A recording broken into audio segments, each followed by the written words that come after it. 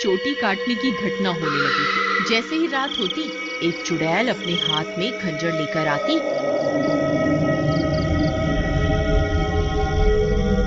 और जो भी औरत उसे, किसी को ये समझ नहीं आ रहा था कि ऐसा क्यों हो रहा है। फिर एक दिन, अरे भगवान, अपने बालों को छुपा कर रखो, पूरे गांव में चोटी काटने की घटना बढ़ती ही जा रही है। कहीं उस चुड़ैल की नजर तुम्हारे लंबे बालों पे चली गई तो वो तुम्हारी चोटी काट कर ले जाएगी। अजी आपको घबराने की कोई जरूरत नहीं है। किसी चुड़ैल की इतनी हिम्मत कहाँ कि वो मेरी चोटी को हाथ भी लगा सके। अच्छा, ये बात है। जैसी तुम्हारी मर्जी। मेरा काम था तुम्हें होशियार करना। अगर चोटी कट गई तो फिर मेरे पास रोते हुए मत आना। इतना बोलकर भीमा वहां से चला जाता है। फिर रात होने पर वह चोटी काटने वाली चुड़ैल फिर से गांव में आती है। वह अपने शिकार को इधर उधर ढूंढ रही होती है। तभी उसे एक घर की खिड़की से एक औरत रोती हुई दिखाई देती है। वह चुड़ैल उस घर में घुस जाती है और उस औरत की चोटी काट लेती है। जैसे ही औरत की चोटी कटती है, उसकी नींद खुल जाती है। हे भगवान, ये चुड़ैल अंदर कैसे आ गई? हाय, मेरी चोटी कहाँ गई? अरे मर गई रे, इसने तो मेरी चोटी ही काट ली। तभी वह चुड़ैल उसकी चोटी को लेकर वहां से उड़ जाती है। तभी वह औरत उसका पीछा करती है, लेकिन वह चुड़ैल अंधेरे में कहीं गायब हो जाती है। तभी उसका पति भी उसके पीछे पीछे वहां आ जाता है। क्या हुआ मीना, तुम अचानक इतनी रात को यहाँ क्यों भाग कर आ गई? देखिए ना, इस चुड़ैल ने मेरी चोटी ही काट दी और ना जाने अंधेरे में कहाँ गायब हो गई है। हे भगवान, ये क्या हो गया? तुम तो ठीक हो ना? उसने तुम्हें तो कोई नुकसान नहीं पहुंचाया ना? फिर वे दोनों उदास मन से वापस अपने घर आ जाते हैं।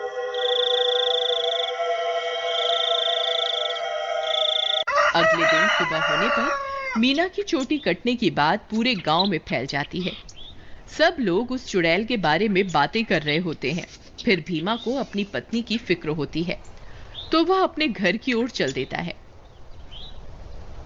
घर पहुंचकर वह अपनी पत्नी के कमरे में जाता है तो देखता है कि उसकी पत्नी अपने बालों को संवार रही होती है। अरे सुमन, तुम्हें पता चला? कल रात को मेरे दोस्त मोहन की पत्नी की चोटी उस चुड़ैल ने काट ली। मुझे तो तुम्हारे लिए बहुत डर लग रहा है, कहीं वो चुड़ैल यहाँ ना आ जाए। अजी, हमें घबराने की कोई जरूरत नहीं। आप डरिए मत, मुझे कुछ नहीं होगा। सुमन, तुम्हारे बाल तो दिन ब दिन लंबे ही होते जा रहे हैं। पहले तो ये इतनी तेजी से नहीं बढ़ रहे थे, ये अचानक से इन्हें क्या हो गया? अजी, मैं अब अपने बालों की कुछ ज्यादा ही देखभाल कर रही हूँ ना, इसलिए। ठीक है, ठीक है, तुम अपना ख्याल रखा करो। मैं अपने दोस्त मोहन से मिलकर आता हूँ।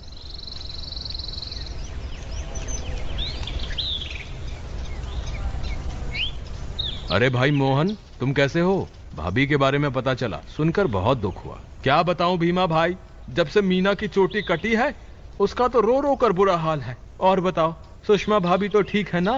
अब तुम्हें भाभी का बहुत ज्यादा ख्याल रखना होगा, कहीं चुड़ैल उन्हें अपना अगला शिकार न बना ले। तुम सही कहते हो भाई, मुझे भी बहुत फिक्र हो रही है। ठीक है, अब मैं चलता हूँ।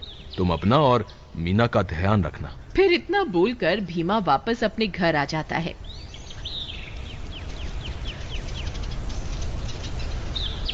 रात होने पर भीमा सो रहा होता है। अचानक उसे चीख सुनाई देती है। उसकी नींद खुल जाती है। वह इधर उधर देखने लगता है। सुमन कमरे में नहीं होती।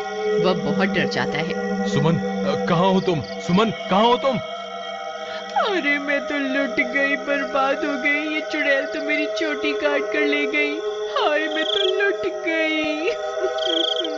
अरे, ये किसकी आवाज है? लगता है चुड़ैल ने फिर से किसी औरत पर हमला कर दिया है। मुझे बाहर जाकर देखना होगा।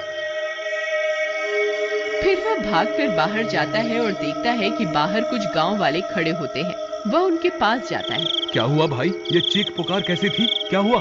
सब ठीक तो है ना? नहीं भाई, अभी अभी चुड़ैल इस बेचारी की चोटी काटकर अंधेरे में गायब हो गई। हे भगवान, सुमन तुम कहाँ हो? मुझे वापस घर जाना चाहिए। फिर वह वापस अपने घर की ओर दौड़ पड़ता है। जब वो घर पहुंचता है तो देखता है कि सुमन अपने बालों को सहला रही होती है। वह उसे देखकर हैरान हो जाता है। सुमन, तुम कहाँ चली गई थी? तुम्हें पता है अभी चुड़ैल ने फिर से किसी की चोटी काट ली। क्या तुम्हें बिल्कुल भी डर नहीं लग रहा? सुमन उसकी बातों को अनसुना कर देती है और खुशी खुशी अपने बालों को सहलाती रहती है। सुमन के बाल अब और भी लंबे हो चुके होते हैं। ये क्या सुमन, तुम्हारे बाल तो एक दिन में ही इतने लंबे हो गए, ये कैसे हो सकता है? भीमा सुमन के बाल देखकर घबरा जाता है। उसे समझ नहीं आता कि आखिर ये सब चल क्या रहा है। फिर अगले दिन सुमन के बालों की लंबाई की चर्चा पूरे गांव में फैल जाती है। सब लोग उसके बालों के बारे में बातें कर रहे होते हैं। अरे भाई, जब जब चुड़ैल किसी की चोटी काटती है तब तब भीमा की पत्नी के बालों की लंबाई बढ़ जाती है। मुझे तो लगता है भीमा की पत्नी ही चोटी काटने वाली चुड़ैल है। भीमा उन सारे गांव वालों की बातें सुन रहा होता है। उसे कुछ समझ नहीं आता कि वह अब क्या करे। फिर वह अपने दोस्त मोहन के पास मदद मांगने जाता है। मोहन भाई, मुझे लगता है सुमन ही चुड़ैल है जो गांव में सबकी चोटी काट रही है। तुम ऐसा क्यों कह रहे हो भाई? भाई, जब जब किसी की चोटी कटती है तब तब सुमन की बालों की लंबाई बढ़ जाती है। और कल जब चुड़ैल का हमला हुआ तब सुमन अपने बिस्तर पर भी नहीं थी, फिर अचानक पता नहीं कहां से आ गई। अगर ऐसा है तो हमें कुछ ना कुछ करना होगा। तुम आज रात को सोने का नाटक करना, फिर जैसे ही भाभी घर से निकले तुम उसका पीछा करना, तब दूध का दूध और पानी का पानी हो जाएगा। मोहन भाई, तुम भी मेरे साथ मेरे घर चलो, तुम वहीं छुप जाना, फिर हम इसे रंगे हाथों पकड़ेंगे। ठीक है, चलो फिर।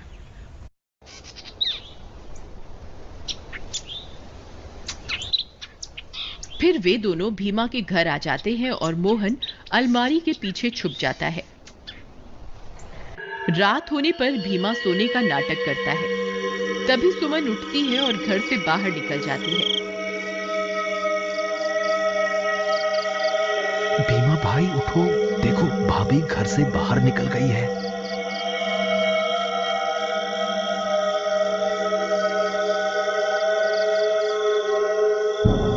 सुमन थोड़ी दूर जाते ही चुड़ैल में बदल जाती है और अपने शिकार की तलाश करने लगती है।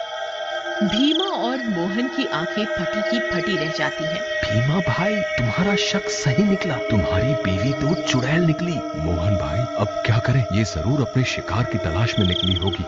अगर हमने इसे नहीं रोका तो आज ये फिर से किसी की चोटी काट लेगी। लेकिन भीमा भाई, भाभी सबकी चोटियां क्यों काट रही है? मुझे क्या पता भाई, जब तू अपनी भाभी से मिलेगा तो पूछ लियो। चलो इसका पीछा करते हैं। थोड़ी दूर उसका पीछा करने पर चुड़ैल एक जगह पर रुक जाती है।